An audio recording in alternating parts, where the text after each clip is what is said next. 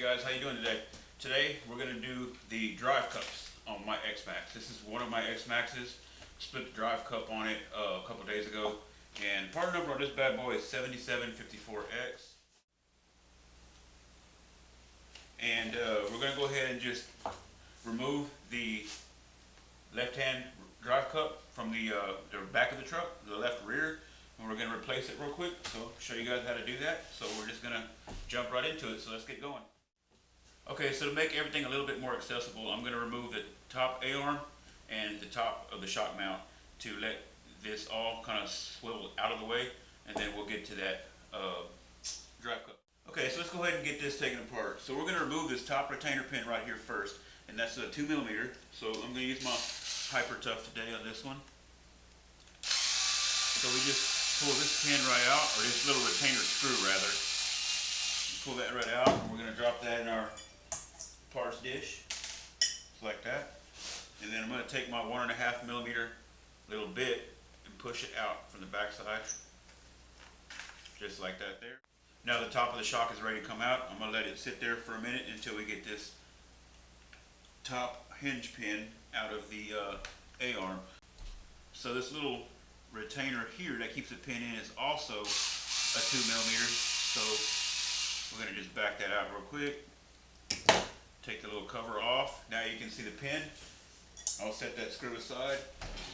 Now we're just going to grab a pair of needle nose and pull this pin out. Sometimes they can be a little tough depending on how much grit and grime they've been in, how well they're oiled, all that good stuff. So I'll go ahead and just, you know what, instead of boogering it all up trying again, I'm going to get my my small pair of vice grips here and just clamp it on and just give it a little twist, and it'll come right out. There we go. Now we can just work it out just like that. Okay, drop that in my little parts dish. Now all this can just come right out of the way. So we're going to just pull the shock and the A-arm all back at the same time. See, now you got plenty of room there to work. Everything's out of the way. Okay, so let's get in there and take a look at what we got. Okay, so now we can see inside there. I'm going to reach in there. There.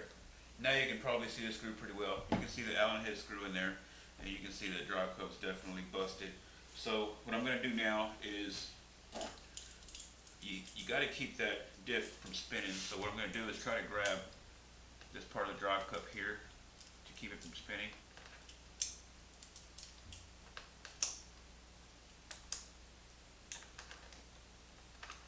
Try to grab it where the pliers. Try and grab it where the pliers won't be in the way of the bit.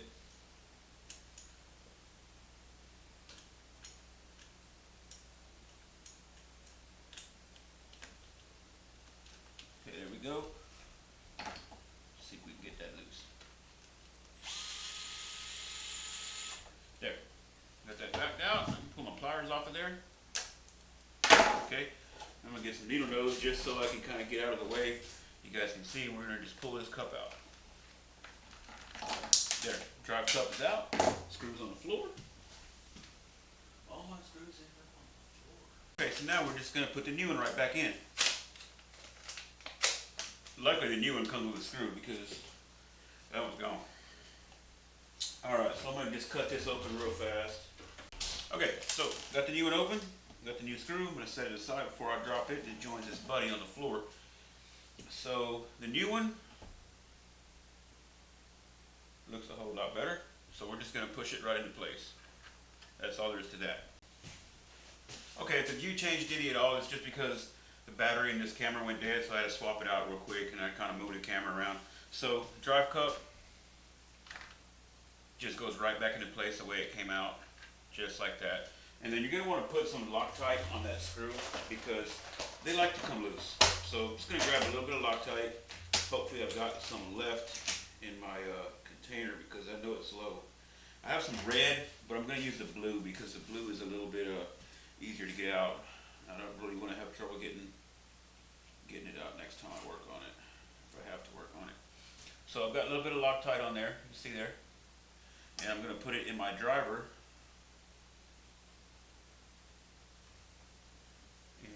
put it back in there.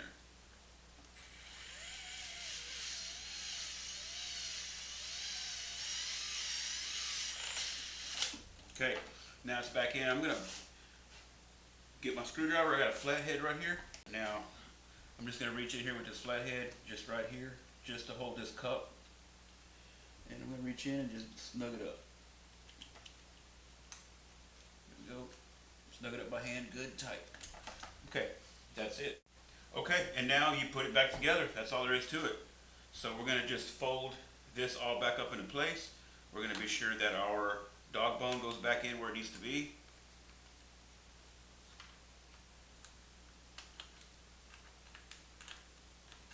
There we go.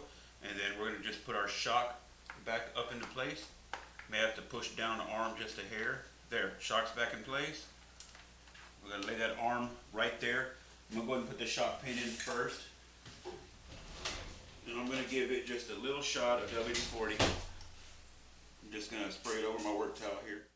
And just put it right back in. As long as everything's lined up, it should fall right back into place. Alright, then we're gonna put the little screw back in that keeps it from walking out.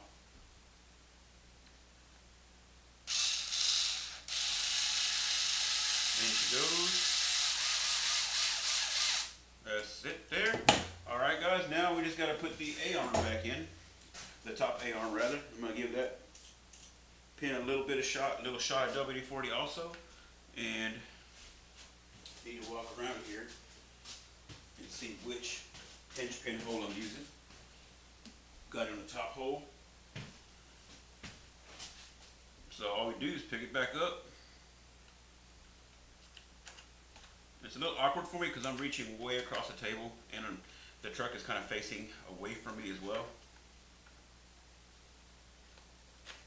There we go. Sometimes it can be the arm will need to tweak a little bit to get it in. And you just push it in by hand, just like that, just all the way in. That's it. And then just a retainer. And put your tires and wheels back on and you're good to go.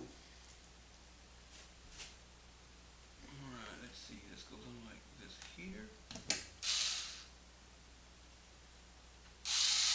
We're going to run that back in. And that's it. She's good to go, guys. All there is to that. That's not a big job at all. Most of the things on this truck can be done on your tailgate. I've broken it quite a bit when I go to the next town over. I go play the skate park, and I have a lot of parts I take with me. And I'll show you real quick one of my little tackle boxes that I take. And I change a lot of stuff on the road, so let me show you what I have here real quick. All right, well, here's one of my little tackle boxes. Well, it's mainly my XMAXX box. I have a bigger one for all my other cars. It's all kind of assorted in there. But this is all my XMAXX stuff. So I'm bad on differentials. I've mentioned that before.